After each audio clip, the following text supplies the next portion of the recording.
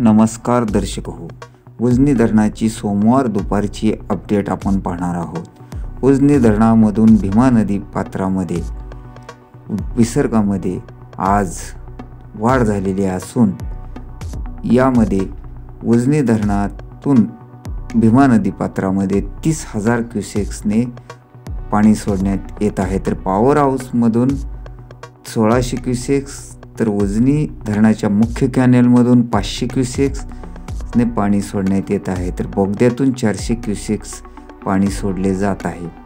तर नुकतीच प्राप्त झालेल्या माहितीनुसार वीर धरण 87% भरले असून कालपासून नीरा नदीत 6,637 क्युसेक्सने विसर्ग सोडण्यात येत आहे।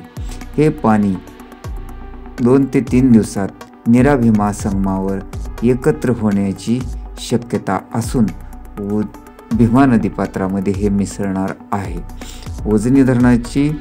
उजनी धरणात एकूण 104.52 TMC पाणी साठा असून उपयुक्त पाणी साठा 40.85 TMC झाला असून दौंडकडून येणारी आवक स्थिर असून आज सकाळी व आत्ता प्राप्त झालेल्या माहितीनुसार धरण सकाळी 76.27% भरले होते, तर आता सध्याला 76.18% झाले आहे।